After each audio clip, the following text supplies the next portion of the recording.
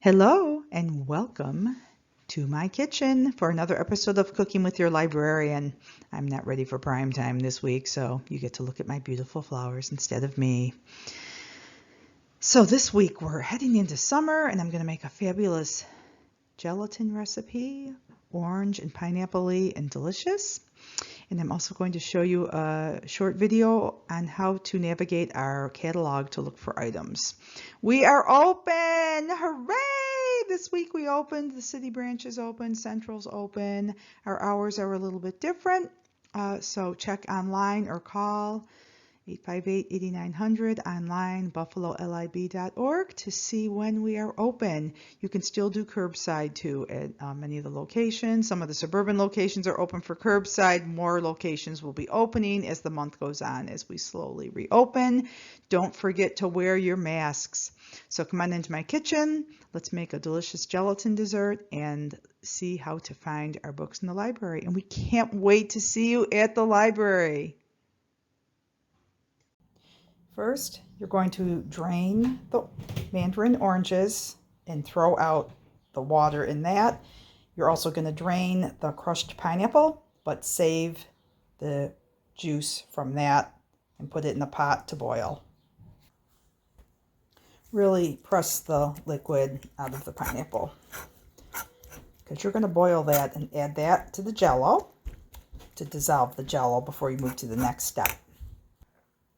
Okay, I pushed out most of the water. Now I'm just going to add that to the oranges. I'm going to take it's about a cup and a half, it looks like, of pineapple juice, and I'm going to bring that to a boil to dissolve the orange Jell-O. Combine the graham crackers with the walnuts in the food processor and process those till they're crumbly to make the crumb bottom. Meanwhile, you also will melt half a stick of butter to add to them.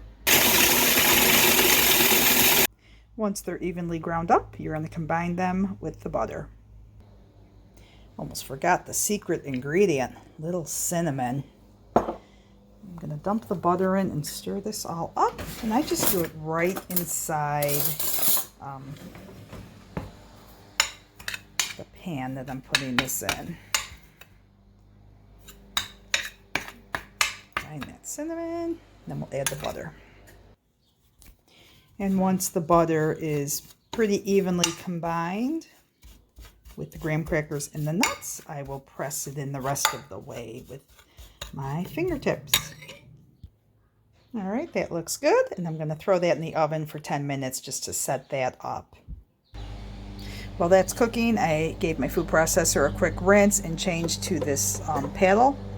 And I'm going to mix the cream cheese and sugar in there. It looks a little weird, but that's okay. It's incorporated, and then we're going to spread that on the crust when it comes out of the oven after it cools for just a tiny bit. I'm going to add the Jell-O to the pineapple juice, which came to a boil, to dissolve. Stir that up for a few minutes till it's nice and dissolved. Once the Jell-O is completely dissolved, you're going to add the hot Jell-O mixture to the fruit and combine that.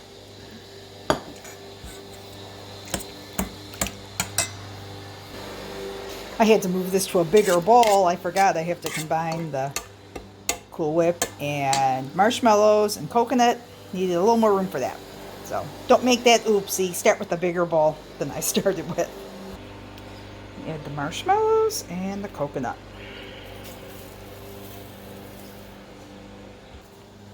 Then I'm going to carefully as I can fold in the whipped topping. And to fold, you just scrape the bottom of the bowl and kind of flip the ingredients onto each other. And the purpose of folding is to try not to crush all the whipped goodness out of it. I'm going to put the phone down so I can do this more effectively.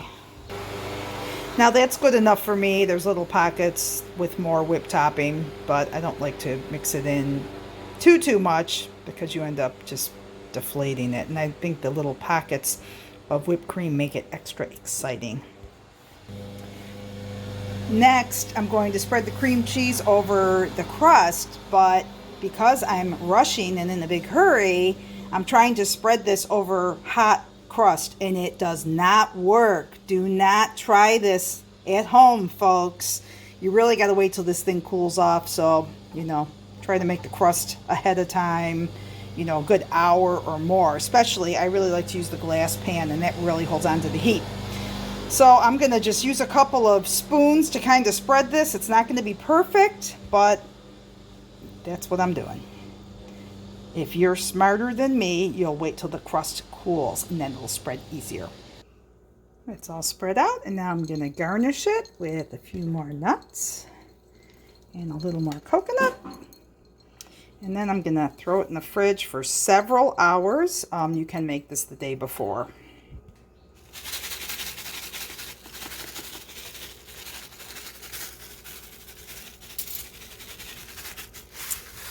And there you have it.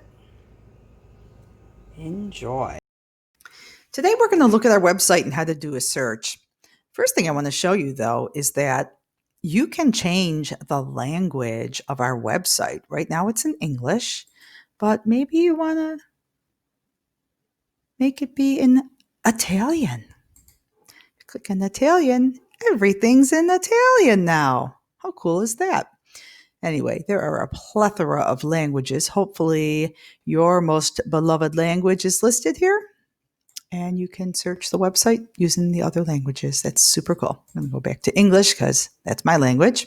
And we're going to look at the catalog today. You can do a catalog search right here up front, but I like to go specifically to the catalog because it's got so many bells and whistles. We're going to click on books, movies, and music.